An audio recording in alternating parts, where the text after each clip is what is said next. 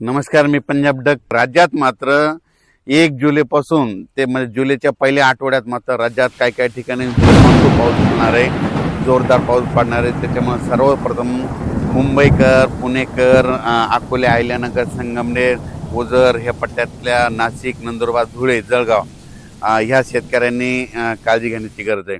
कारण की जुलैच्या पहिल्या आठवड्यात मुंबईकडे देखील मुसळधार पाऊस पडणार आहे. काही ठिकाणी अतिवृष्टी होईल म्हणून हे देखील सर्व शेतकऱ्यांनी लक्षात घेतलं. पुण्याकडे देखील अतिवृष्टी होईल, मुसळधार पाऊस पडणार आहे जुलैच्या पहिल्या आठवड्यात म्हणून हे देखील त्यांनी लक्षात घेतलं. त्याच्यानंतर संगमनेर, अकोला, त्याच्यानंतर शिर्डी, राहता, कोपरगाव, वैजापूर, गंगापूर, त्याच्यानंतर इकडं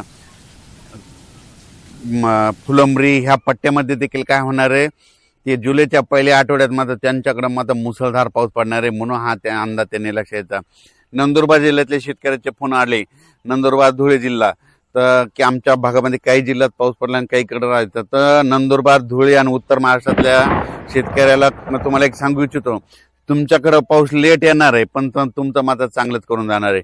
कारण की तुमच्याकडे काय होणार आहे, जुलैच्या म्हणजे पहिल्या आठवड्यात इतका पाऊस पडणार आहे की पहिल्या पावसात तुमचे ओढे नाले सगळे ओव्हरफ्लो होणार आणि त्याच्यानंतर नदी नाले होणार आणि जितके जे छोटे छोटे तळे बंधारे सगळे मात्र भरून जाणार आहेत.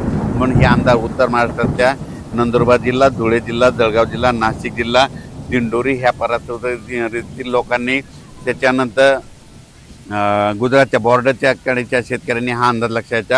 तुमच्याकडे पाऊस येणार आहे, थोडा सगळ्यापेक्षा उशीर येणार पण मात्र तुमचं चांगला हे करून देणार आहे, तुमची पाण्याची टेबलच वाढवून देणार आहे म्हणून हा तुमच्यासाठी आनंदाची बातमी. त्याच्यानंतर मराठवाड्यातल्या शेतकऱ्याला सांगू इच्छितो, मराठवाड्यामध्ये परभणी जिल्हा, बीड जिल्हा, लातूर जिल्हा, हिंगोली जिल्हा, नांदेड जिल्हा, संभाजीनगर आणि जालना जिल्हा, मराठवाड्यात आज देखील रात्रीच्याला पाऊस आहे. 8 तारखेपर्यंत मराठवाड्यात दररोज वेगवेगळ्या भागात, वेगवेगळ्या गावात, वेगवेगळ्या तालुक्यात असा दररोज वेगवेगळा भाग पकडत असा पाऊस पडणार आहे. म्हणून मराठवाड्यातल्या शेतकऱ्यांनी हे अंदाज लक्षात घ्यायचा. जमिनीमध्ये ओल असेल तर तुम्ही तुमचं पेरून टाकायचं, नसता मग काय होईल की तुम्हाला 10 जुलै नंतरच पेरणी करायला वेळ भेटेल. कारण की आता मी सांगू शकतो, मी माझ्या शेतात ते 4 दिवस झालं वापसाच होत नाही, आम्हाला पेरायचंय पण पेरणी करताच येईल. म्हणून शेतकऱ्यांना ज्यांच्याकडे ईदभर ओल आहे त्याने पेरणी करून टाकायची मराठवाड्यातल्या शेतकऱ्यांनी. त्याच्यानंतर विदर्भातल्या शेतकऱ्याला सांगू इच्छितो, विदर्भामध्ये 8 जुलैपर्यंत चांगला दररोज वेगवेगळ्या भागात जोराचा पाऊस पडणार आहे. ज्या भागात वंचित राहिला त्या भागात देखील ह्या 8 ते 10 दिवसात पडून जाणार आहे.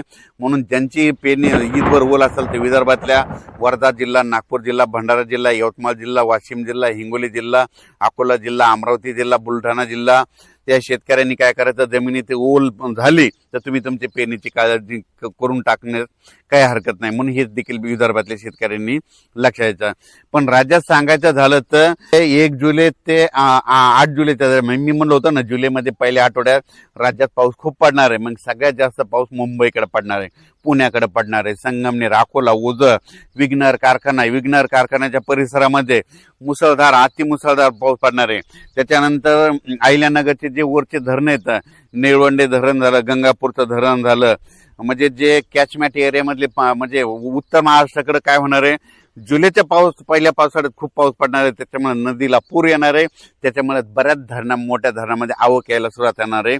म्हणून हा अंदाज सर्व शेतकऱ्यांनी लक्षात घ्यायचा. शेतकऱ्याला सांगू इच्छितो, शेतकऱ्यांना ज्या भागात अद्यापही पाऊस आलेला नाही तर म्हणजे ह्या 27, 28, 29, 30 ह्या 4 दिवसात येईल. पण त्याच्यामधून जर काही गावावर जर उरले तर 1 जुलै ते 8 जुलैमध्ये पाऊस पडणार आहे, त्या शेतकऱ्याची पेरणी होणार आहे.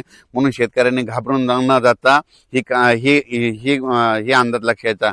आणि त्याच्यानंतर सोलापूर जिल्ह्यासाठी धाराशिव, लातूर आणि सांगली, बारामती ह्या पट्ट्यातल्या शेतकऱ्याला सांगू इच्छितो, तुमच्याकडं 28, 29, 30च्या दरम्यान पुन्हा काय होणार आहे, आणखीन थोडा भाग कव्हर करणार आहे. पण त्याच्यानंतर काय होईल, नंतर 1 जुलै त्याच्यामध्ये सरी येत राहतील. तुमच्याकडे जर ईदभर ओल झाले तर तुम्ही तुमचा पेरणीचा निर्णय घेऊ शकता. पण तुम्हाला एक सांगू इच्छितो, म्हणजे पश्चिम महाराष्ट्रातले हे 2-3 जिल्हे आहेत, म्हणजे सांगली जिल्हा, साताराचा अलीकडचा पूर्वेकडला भाग, त्याच्यानंतर सोलापूर जिल्हा, धाराशिव जिल्हा ह्या पट्ट्यातल्या शेतकऱ्याला सांगू इच्छितो की की तुम्ही काय करायचं, जमिनीमध्ये जर ईदबल वर झाली तर तुम्ही तुमचा पेरणीचा निर्णय घ्यायचा. तुमच्याकडे थोडं पावसाचं झुकतं माप कमी राहणार आहे, पण जास्त पाऊस मात्र उत्तर महाराष्ट्राकडे पडणार आहे. उत्तर कसं असतंय, राज्यातल्या एका भागात जर पाऊस पडायला लागला तर एक भाग थोडा कमी राहतंय, म्हणून हे देखील त्या शेतकऱ्यांनी लक्ष द्यायचं. तर यावेळेस मात्र उत्तर महाराष्ट्रातल्या शेतकऱ्यांसाठी आनंदाची बातमी.